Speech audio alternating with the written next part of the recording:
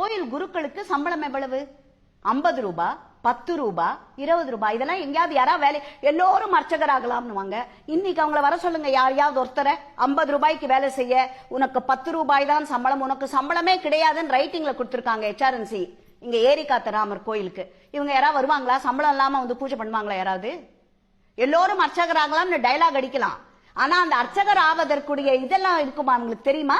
சம்பளம் இல்லாம தட்சணை எல்லாம் வரும்ல மேம். தட்சணை என்பது போதுமா? தட்சணை எவ்வளவு வரும்? பெரிய கோயில்ல நிறைய வரலாம், சின்ன கோயில்ல எவ்வளவு வரும் தட்சணை? சில நாள் 5 ரூபாய் கூட கிடையாது. 5 ரூபாயில ஒரு மனிதனால் இன்றைக்கு ஒரு குழந்தை மனைவி வச்சுக்கொண்டு குழந்தைக்கு உணவு கொடுத்து மனைவிக்கு உணவு கொடுத்து ஒரு தலைவனாக அவரால் ஒரு குடும்பத்தை நிர்வகிக்க முடியுமா? இன்னைக்கு நீங்க சொல்லுங்க, உங்களால ஒரு ஃபேமிலியை ரன் பண்றதுக்கு உங்களுக்கு எவ்வளவு சம்பளம் தேவை? மினிமம் உங்களுக்கு எவ்வளவு வேணும்? மினிமம் உங்களோட ரிக்வயர்மெண்ட் என்னன்னு சொல்லுங்க, எனக்கு பயப்படாம சொல்லுங்க. 20,000 நீங்க. நான் இன்னைக்கு உங்ககிட்ட சொல்றேன், ஏதாவது ஒரு அர்ச்சகருக்கு கோயில ஒரு 10 கோயில் எடுத்து நான் லிஸ்ட் தரேன் உங்களுக்கு. அந்த 10 கோயில்ல யாராவது ஒரு அர்ச்சகருக்கு 20,000 ரூபாய் சம்பளம் பெறுகிறார்னு சொல்லிடுங்க நீங்க. அதுக்கப்புறம் நீங்க இந்த கேள்வியே கேட்க மாட்டீங்க. இப்போ சில கோயில் நான் போனேன்னா நீங்க ஒத்துப்பீங்க. தஞ்சாவூர் சைட்ல எல்லாம் போனீங்கன்னா அந்த அம்பாளுக்கு அடுத்த இது உடுத்துறதுக்கு ஒரு துணி இருக்காது. அவரை பாத்தீங்கன்னா நீங்க அழுவீங்க. அந்த குருக்களை பாத்தீங்கன்னா எண்ணெய் ஏறிய பிசுக்கான வேஷ்டி, அவரை பார்த்தாலே நம்மளுக்கு பரிதாபமா இருக்கும். அவர் அந்த சாமிக்கு பூஜை நிறுத்தக்கூடாதுன்றதுக்காக நீங்க சொல்றீங்களே, அந்த பூஜை குருக்கள் போய் ஹோமம் எல்லாம் பண்றாங்களே, அது அவர் போயிட்டு போய் அதுல வர பணத்தை சாமிக்கு அவர் பூஜை பண்ணுவார். சாமிக்கு நித்திய பூஜை நிறுத்தப்படக்கூடாது என்பதற்காக அவங்களுடைய அவல நிலை ஒரு வீடியோ எடுத்து நான் போடணும்.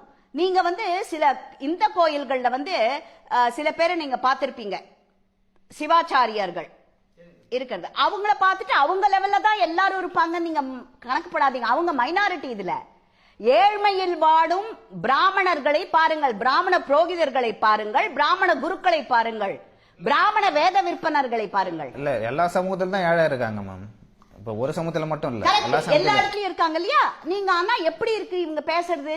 பிராமண சமூகம் என்றாலே அதில் ஏழை. ஏன் எங்களுக்கு ரிசர்வேஷன் கொடுக்கல? எக்கனாமிக் ஏன் கொடுக்க மாட்டேன்றீங்க? அப்போ ஏன் Brahmin is not entitle for reservation? ஏன் எக்கனாமிக் ஸ்டேட்டஸ் தான் கிரைட்டீரியான்றோம் இல்லையா? ஒரு ஏழை பிராமணனுக்கும் ஒரு ஏழை வன்னியனுக்கும் ஏழை கிறிஸ்துவனுக்கும் ஏழை படையாட்சிக்கும் ஏழை தேவருக்கும் எல்லாரும் ஏழை தானே. அதுல அவங்க எல்லாருமே ஈக்குவலா ட்ரீட் பண்ணுங்கன்றோம் நாங்க. ஒருத்தர் பிராமணராக பிறந்தவர் என்பதால் அவருக்கு எந்தவித சலுகையும் கிடையாதுன்றீங்களா? அது எந்த நியாயம் சொல்லுங்க? ஏழை எல்லாத்துலயும் இருக்கான், நானும் ஒத்துக்கிறேன். வணக்கம் மாமி, வணக்கம். உங்களோட ஆதங்கத்தை கேட்டோம். ரொம்ப கஷ்டப்படுறீங்க, கோயிலா மணி அடிச்சு பயங்கரமான கஷ்டத்தில் இருக்கிறதா நீங்கள் சொல்கிறீங்க. எங்களுக்கு கேட்குறதுக்கு சங்கடமாக இருக்கு. அந்த பகவான் உள்ளே இருக்கார், கேட்குறாரோ இல்லையோ, இவாள் நம்ம கேட்குறோம், ரொம்ப கஷ்டமாக இருக்குது. பகவான் பக்கத்தில் போய் நின்று பார்க்குறதுக்கு 5,000 ரூபா, பகவானுக்கு போட்ட மாலை எடுத்து கொஞ்சம் சத்த எட்ட நின்று போடுறவாளுக்கு 2,000 ரூபா, பகவானுக்கு பக்கத்தில் நின்னா 2,000, 1,000, 500 அப்படின்னு பல ஆயிரங்களை அள்ளிட்டு போகிறாங்க இந்த சம்பளம் இல்லாதவங்க. பாவம், தரன்சியில் சொல்லியிருக்காங்க சம்பளமே இல்லைன்னு. சம்பளமே இல்லாத வேலையோ உங்களை யார் பண்ண சொல்கிறான்? வேறு வேலையே இல்லையா? இந்தியாவில் இருக்கிற எல்லாருக்கும், ஏன் தமிழ்நாட்டில் இருக்க எல்லாருக்கும் இந்த 100 நாள் ஏரி வேலை திட்டம் இருக்குது. உங்களுக்குன்னு ரேஷன் கார்டு இருக்குது.